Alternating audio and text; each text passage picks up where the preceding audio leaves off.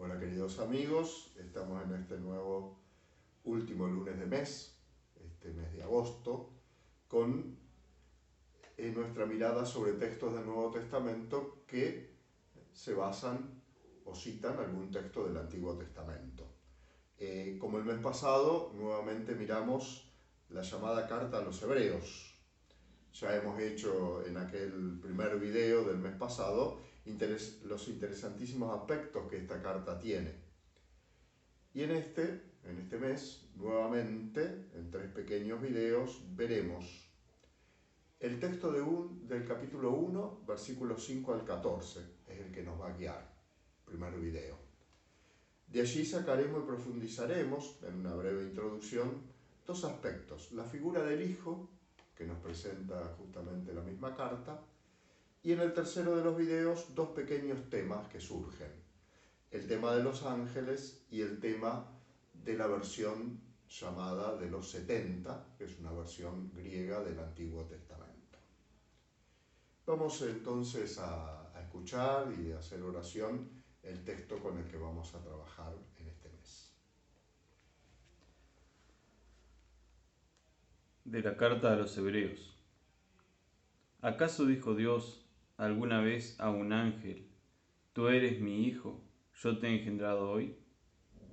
¿Y de qué ángel dijo: yo seré un padre para él y él será para mí un hijo? Y al introducir a su primogénito en el mundo, Dios dice: que todos los ángeles de Dios lo adoren. Hablando de los ángeles afirma: a sus ángeles los hace como ráfagas de viento, y a sus servidores como llamas de fuego. En cambio, a su Hijo le dice: tu trono, Dios, permanece para siempre. El cetro de tu realeza es un cetro justiciero. Has amado la justicia y aborrecido la iniquidad. Por eso Dios, tu Dios, te ungió con el óleo de la alegría, prefiriéndote a tus compañeros. Y también le dice: tu Señor, al principio fundaste la tierra, y el cielo es obra de tus manos. Ellos desaparecerán, pero tú permanecerás. Todos se gastarán como un vestido, y los enrollarás como un manto. Serán como un vestido que se cambia, pero tú eres siempre el mismo, y tus años no tendrán fin. ¿Y cuál de los ángeles dijo jamás: siéntate a mi derecha hasta que ponga a tus enemigos debajo de tus pies? ¿Acaso no son todos ellos espíritus al servicio de Dios, enviados en ayuda de los que van a heredar la salvación? Palabra de Dios. Te alabamos, Señor. El texto, como podemos mirar ya en esta primera lectura, y que les recomiendo que lo tengan para escuchar la charla a mano, nos presenta varias dificultades exegéticas, que no es el cometido de nuestra charla. Sí queremos encararlo desde justamente esta lectura que va haciendo el autor de los textos del Antiguo Testamento. De hecho, crea un pasaje a base de textos del Antiguo Testamento para mostrarnos la inmensa superioridad de Jesús sobre los ángeles. Ya en el versículo 4, él había adelantado esta tesis. Así llegó a ser tan superior a los ángeles, cuanto incomparablemente mayor que el de ellos es el nombre que recibió en herencia. Versículo siguiente, 5, que es el que comienza nuestro texto, empieza justamente a mostrarnos esta superioridad. Para nuestras mentes modernas tenemos una primera sorpresa, que puede ser notar la libertad con la que el autor interpreta determinados textos bíblicos para traerlo a su tesis. Lógicamente, tenemos que ubicarnos dentro de aquellos tiempos y los autores del Nuevo Testamento. Primero de todo, lógicamente no hacían un estudio científico como podemos hoy tal vez hacerlo, sino que simplemente querían demostrar el cumplimiento que se daba en Cristo de determinadas profecías del Antiguo Testamento. Y en otras solamente querían ilustrar una verdad con palabras del texto bíblico. Por eso dentro de esta mentalidad es donde debemos ubicarnos. Además, los autores del Nuevo Testamento ven todo ordenado por Dios como preparación del acontecimiento Cristo. Por eso, el autor de Hebreos nos va a decir ya en el versículo 1 de su carta que este es el tiempo final. Y en el tiempo final se cumplen en Cristo todas las profecías dadas desde el Antiguo. Las dos primeras citas las encontramos ya en el versículo 5 y están tomadas del Salmo 2, versículo 7, tú eres mi hijo, yo te he engendrado hoy, y también de la profecía de Natán, en 2 Samuel 7:14, famosa profecía que dice, Dios dice sobre el rey davídico, o el heredero davídico, seré un padre para él y él será para mí un hijo. Este texto también lo encontramos citado en 1 Crónicas 17:13. Ambas citas se nos presentan en una pregunta retórica en el texto de Hebreos. El autor realiza como para que nosotros los lectores nos sentamos llamados a contestar por nosotros mismos. Y ambos pasajes del Antiguo Testamento se los aplica a Jesucristo, a quien Dios llama hijo, cosa que jamás hizo con ninguno de los ángeles. Respecto a la primera cita, la del Salmo 2, es un texto directamente mesiánico y muy bien elegido por el autor de los Hebreos. La segunda cita nos ofrecería un poco más de dificultad. Podríamos decir, tiene un primer sentido literal histórico en el que se refiere a la providencia paternal que tiene Dios con la dinastía davídica en general, a la que castigaría si fuese culpable, pero no se apartará de ella como lo hizo con Saúl y su dinastía.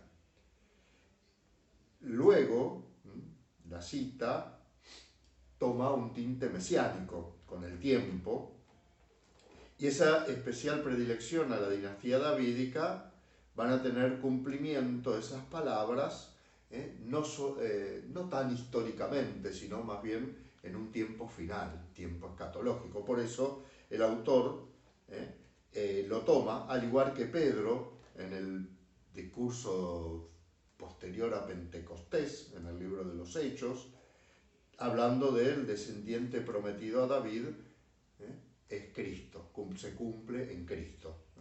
Lo mismo Pablo lo hace en virtud de esa misma alusión a la profecía, tomando un texto de Isaías, pero también en el libro de los Hechos, capítulo 13, versículo 34.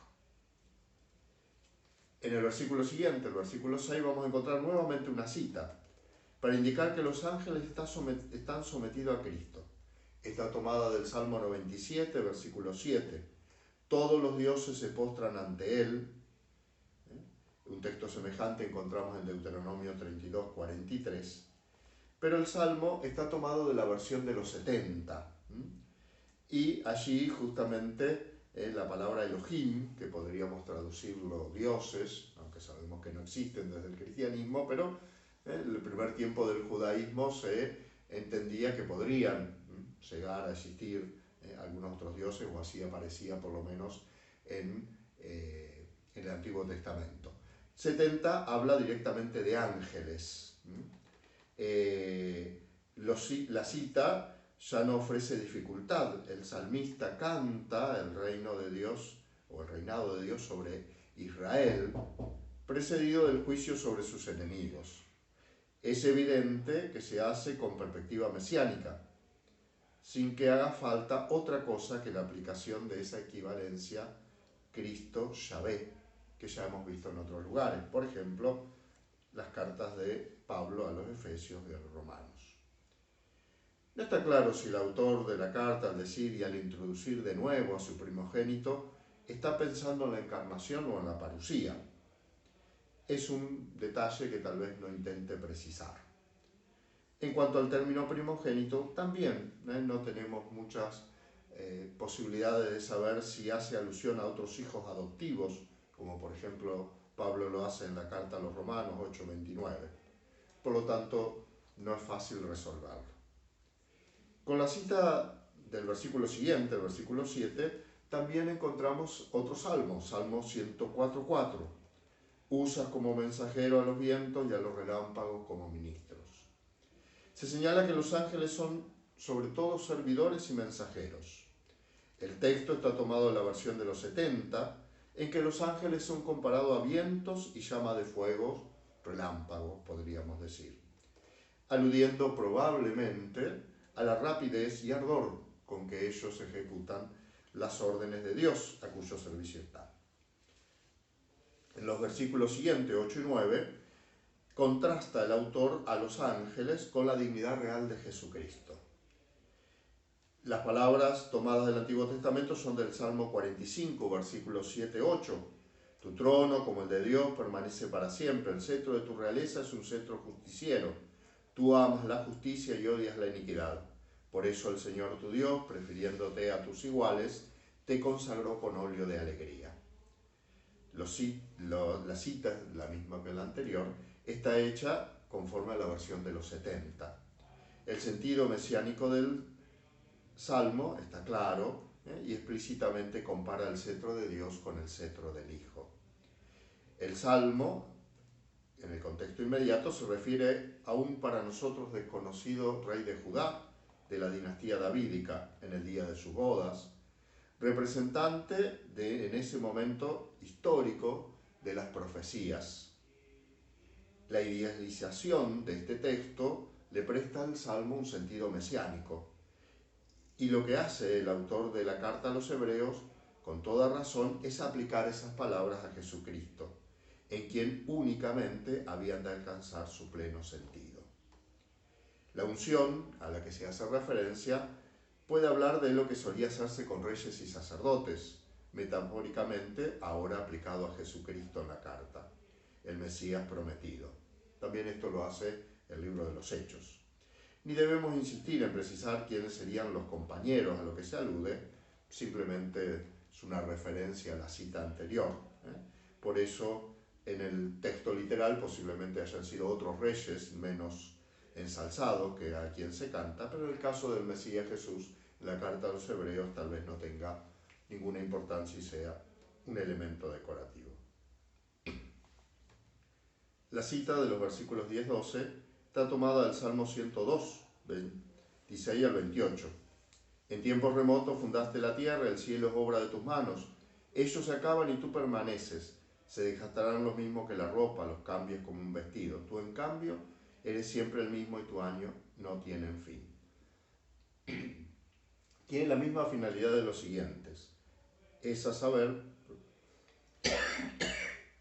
probar la superioridad de Cristo sobre los ángeles. El salmista conforme pide el contexto general del Salmo y se refiere a Yahvé, creador de cielos y tierra, inmutable y eterno. Pero el autor de la carta a los Hebreos explica sin más esta palabra a Jesucristo. La explicación ha de buscarse en esa equivalencia a Cristo-Yahvé, caso típico de sentido pleno de la Escritura, en la cual la plenitud de la revelación es Cristo y esclarece cualquier texto, ya que toda la escritura anterior está escrita en la inspiración divina en virtud de Cristo. Finalmente, la cita del versículo 3 está tomada del Salmo 110:1. Dijo el Señor a mi Señor, siéntate a mi derecha mientras yo pongo a tus enemigos como estrado de tus pies. En contraste con este señorío universal de Cristo, sentado a la derecha del Padre, está la condición de los ángeles, desempeñando funciones de meros servidores, no solo por lo que respecta al Hijo, sino incluso por lo que respecta a los hombres, llamados, en virtud de la salvación efectuada por el Hijo, a la herencia del cielo. Algunos ven aquí insinuada la doctrina de los ángeles custodios. Si es así, lo sería en general, pues de que haya o no un ángel custodio para cada cristiano, en esto no se dice nada. Con esto entonces damos pie al próximo tema, en el próximo video, en el cual justamente estaríamos mirando esta mirada o esta presencia del Hijo que nos presenta la carta a los Hebreos.